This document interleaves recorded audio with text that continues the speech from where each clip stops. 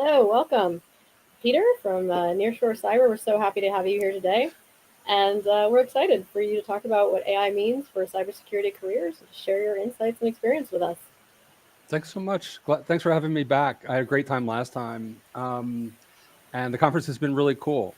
So let me get into it. I don't have slides. I'm going to do this. So if you're watching the chat, you are getting my slides. All right. So I'm Peter Schawacker. I'm the CEO and co-founder of Nearshore Cyber.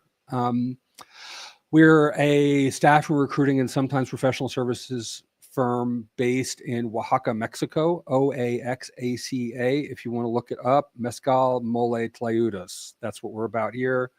We're also incorporated in Dallas, so our clients tend to be in the States. We usually source talent out of Mexico, Philippines, Greece, some other places. Also doing some recruiting right now in Singapore, Malaysia, soon Mumbai. So if you're in one of those places, reach out. Now, I dropped, oh, wow, the line, this does some weird things with lines. So let me add that. And it still didn't help. All right. Well, anyway, if you go to www.nearshorecyber.com.mx, go to, if you're looking for a job, go to the careers section. There's a little form. If you don't see something that matches what you do, you can fill it out. One of the things that is interesting about this topic is I feel like this is all I talk about all the time. I spent 28 years in cyber, most of it in SecOps, built SIM practices and built managed services providers. And those are my clients today. But with the rise of AI, like that just pervaded everything, both from the perspective of talent, which is presumably most of you, but also in terms of hiring managers and recruiters, and they are not the same thing. They behave very differently, have different kinds of interests, but everybody is trying to figure out how to respond to AI and how to make the best of it.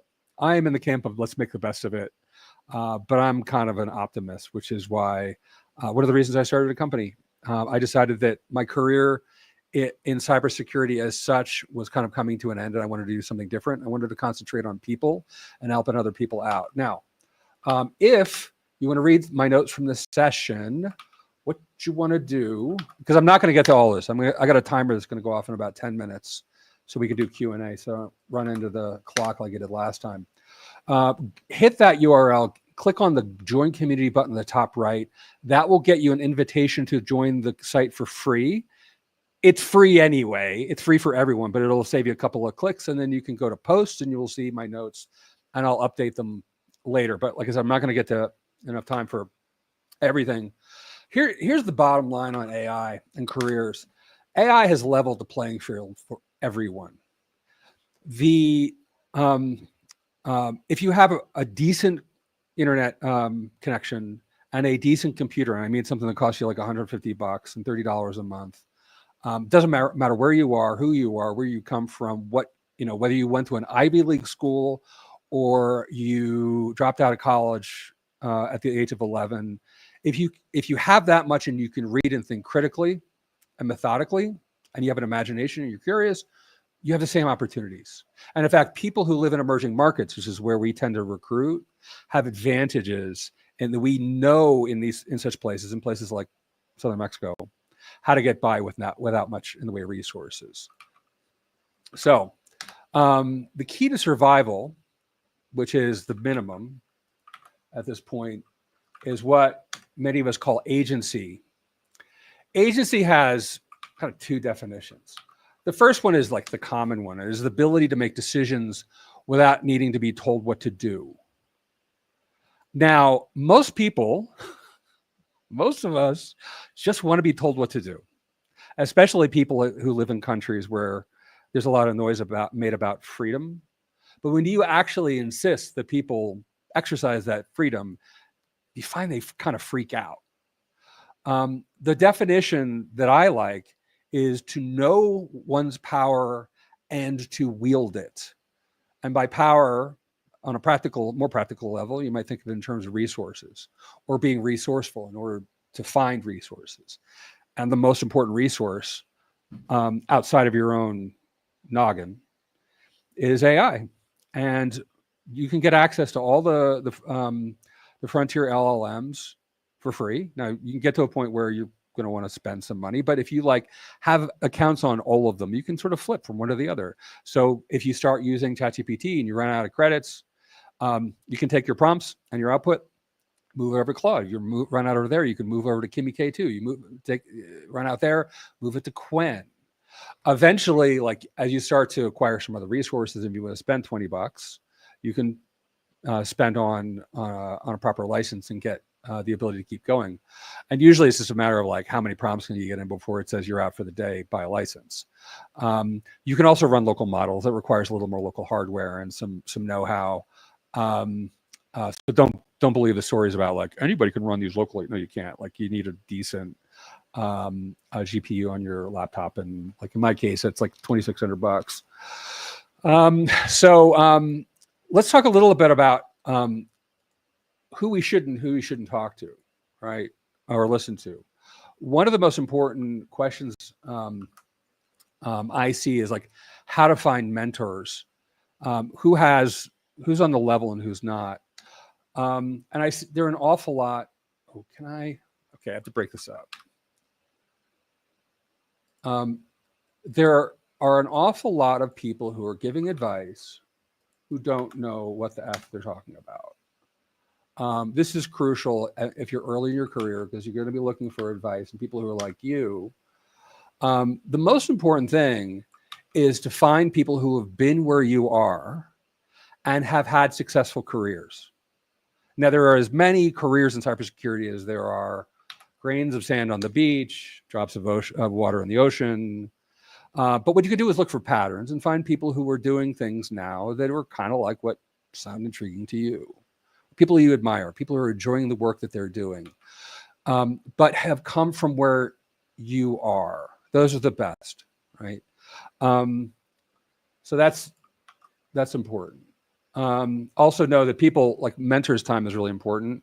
I would caution never like reach out to somebody to say, can you mentor me? I get that a couple of times a day and nobody ever takes my advice. And so I actually stopped doing that one-on-one. Instead, I created a community. That's why I have the community I mentioned at the beginning, where I'm going to put my notes. We have about 2,070 members there. I am available there, but a lot of other people are there too. People who have more time for mentoring, but really you're going to find perspectives that are not like yours, but you're going to find ones that are like yours, and you'll find the resources you need there. Now, let's talk about skills for a minute. And I'm going fast because I'm down to like 5 minutes. And we do questions. Oh yeah, I do recruiting. I should mention this. Like, I'm not like, I've only been doing recruiting as a job for the past 3 years, but I got into this years ago when I was at Optiv. I built a SIM practice here from 8 to 49 people in the space of 2.5 years. And about half those people were recruited by 2 external recruiters, one of whom knew my business better than I did. And I always admired his ability to keep tabs on my business and the people who he'd recruited and the other practices in the company, because he was recruiting for them too. And when I started Nearshore Cyber, I wanted to be like that.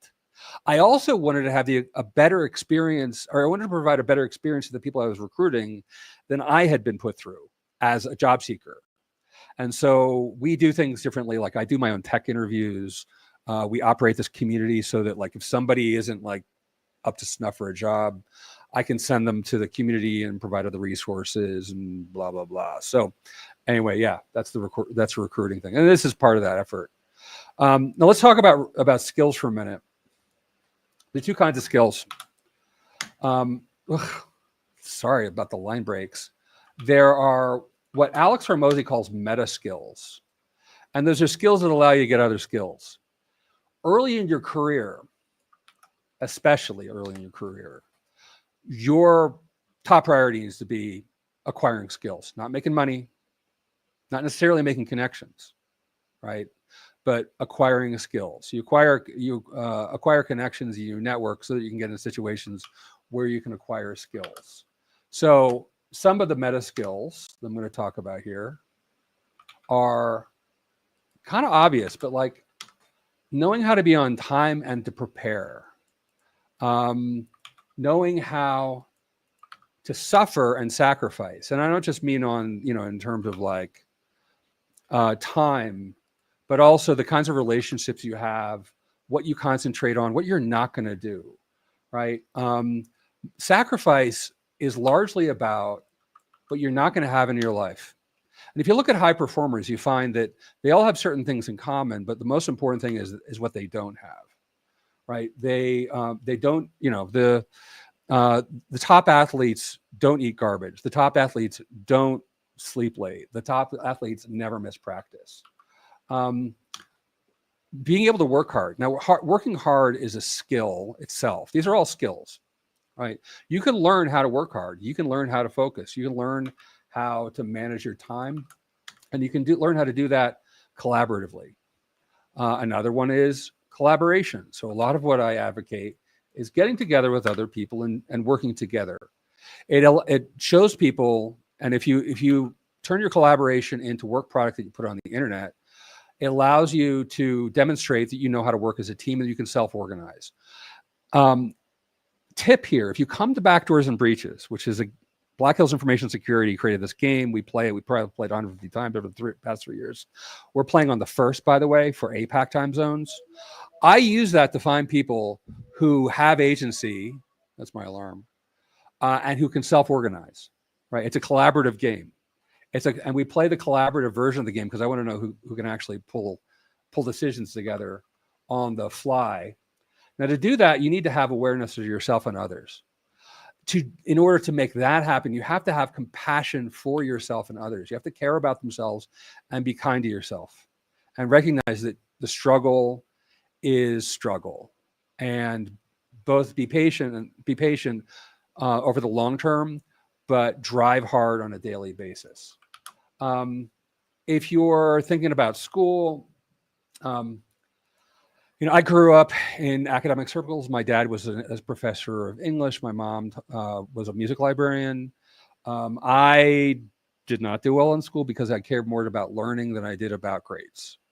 And I did not know how to work hard. And I did not know how to suffer and sacrifice. And I certainly wasn't going to do it for some piece of paper. I also liked making money. And the idea of like spending 4 years doing work that didn't pay me seemed quite absurd. But I've been working on these skills all my life: speaking, reading, writing, and analyzing. You want to learn how to do analysis, math, philosophy. That's where you get those. Now, there are technical skills as well, in addition to the meta skills, but the meta ones are the ones that you need now. There are things like system administration. There is network engineering, programming, which is also closely connected to critical thinking. And definitely, like, I vibe code a lot. It's highly analytical. And what rudimentary skills I've built up over the years around programming, and I'm pretty lousy programmer, mostly because like my eyes don't work. I'm visually impaired. The skills that come with that help a lot with vibe coding. Don't let anybody tell you that vibe coding isn't difficult. It's really hard. Come to Calling All Vibe Builders. That's one of the links on the website. I gave you the link earlier. 3 minutes and then we'll take questions. Learning to work with data, specifically around math and statistics, is really important. So, if you're trying to decide on an undergrad, like if you are going to do a 4-year degree, by the way, it's going to take you 5. But if you're going to do a 4-year degree, I would strongly recommend mathematics. If you're going to do comp sci, do like real computer science, computer engineering, programming, systems architecture, electrical engineering, things like that, because those will teach you the meta skills that you use. Are you going to use that in a job? Not directly, but the job skills that you use like this year are not the ones you're going to use next year, probably, but you will use the meta skills your whole life. And it doesn't even matter like what field you're in. Accounting, finance, marketing management, probably in that order. If you're not keen on a comp sci or math degree, well, and you still want to do cybersecurity, and most people actually have no idea what cybersecurity is until they've been in it for 6 months. It's one of the problems of it. Accounting's really good. A lot of cybersecurity really amounts to, what do we have? What's this worth? What are the risks involved? How do we quantify them? Now, I'm going to give you some other tips, and then we'll get into the Q&A. One is never ask for career advice. Not once have I asked anyone for career advice. What I have done is I've sought out white collar jobs, office jobs, any office job, customer service, sales, clerical work. And I found the people who were doing work that they seemed to enjoy. And I asked them about what they did. Eventually, I wound up like really getting close to the IT people because I like IT people. And because I like them, they like me. That's networking. Another is going very local on networking. And let me jump ahead a little bit. Oh, no, this is the next one. Working remotely requires certain skills you probably don't have. It's really hard to work from home, really hard. And you also don't learn as much, not nearly as much when you work from home as you do when you're in an office and you are in 3 dimensions and dealing with people face to face and in meetings and in the warm up and the walk around and the lunchroom and all that stuff. If you've never had a job, my recommendation is get a sales job and get a telesales is excellent. Door sales will transform you. You actually may find that you're really good at sales and you can make a lot of money at it. You enjoy it. Having an open mind about your career is vital because what the last thing you want to do is invest a whole lot of money in 5 years or 7 years or 10 years of your life in a career that you turn out you hate. Create habits now around your body. Exercise, sleep. I'm not good at this. Sleep habits, going to bed at the same time every day and getting up without an alarm clock. If you can do that, you are way ahead of a lot of people. I've invested considerable amount of time in Vipassana meditation. There are retreats for free. They're some of the hardest things I've ever done and excellent for building meta skills. And then last thing in terms of tips, and then I'll wrap it up and the rest you'll get in my notes. Practice of performing art. Get used to getting on stage and thinking off on your feet. Theater is great.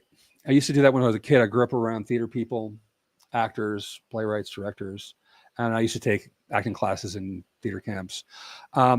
If I were to start again, I would take improv classes, and I would practice that with other people. Very, very hard, very demanding, but it will put your ego in order. Yeah, Best Buy. I've known a lot of people who started at Best Buy in cyber and had terrific careers. I don't know. We don't have Best Buy in Mexico anymore. They shut down, but I guess it's in your country. I'll leave you with this thing. This is my final point.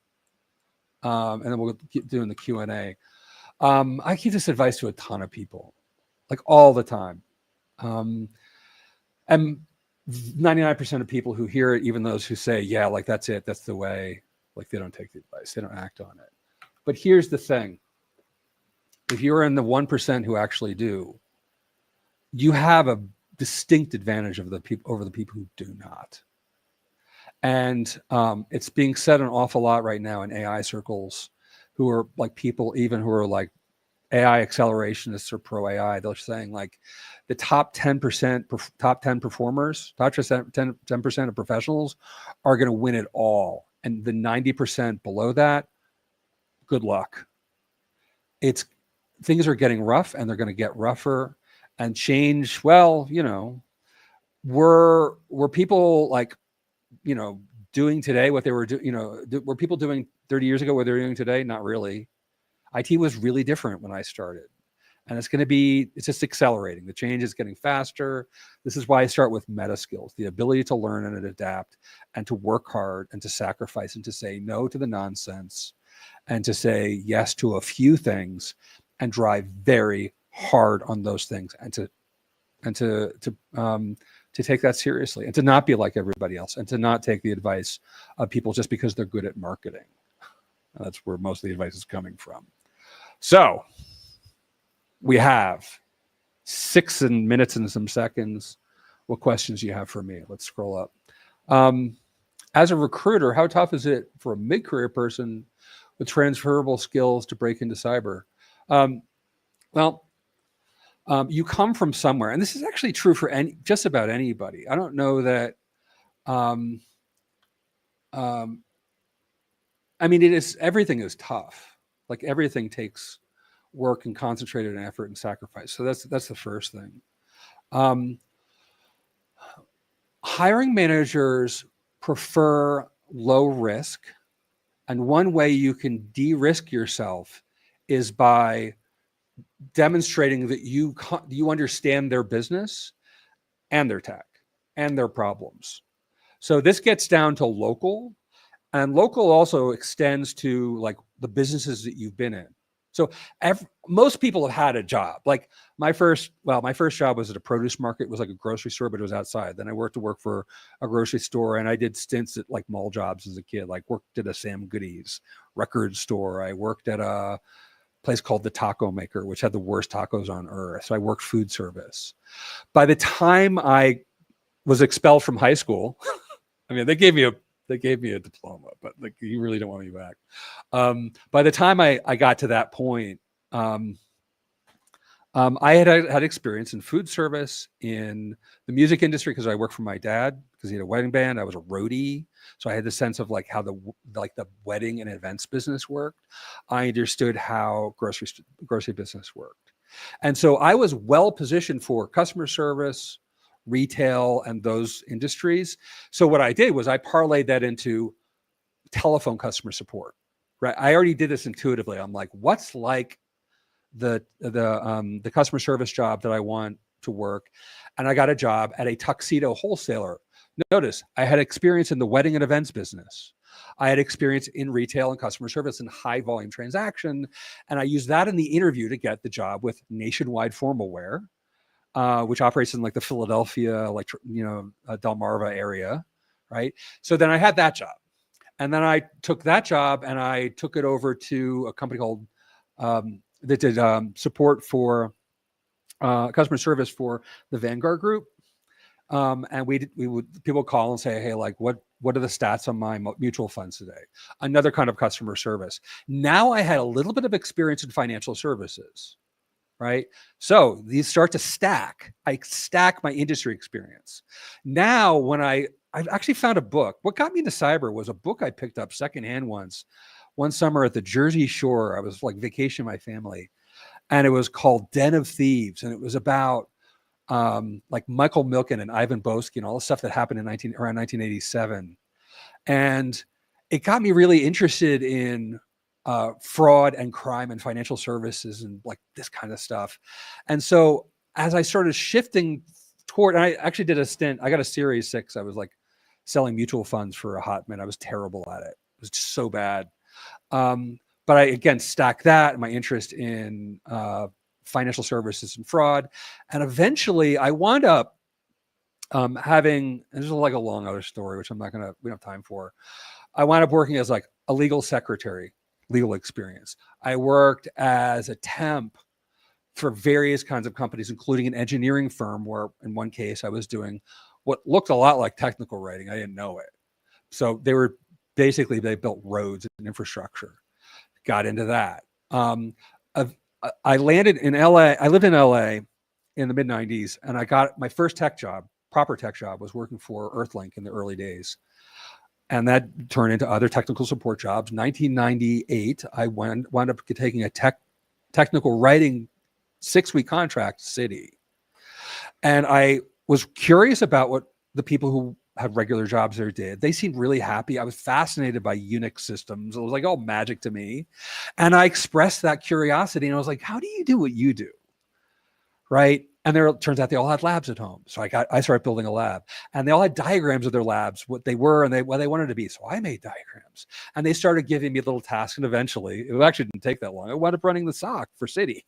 Like seemed like dumb luck, but all I was doing was trying to learn how to be better at the job I had using the skills that I had been stacking since I was 13.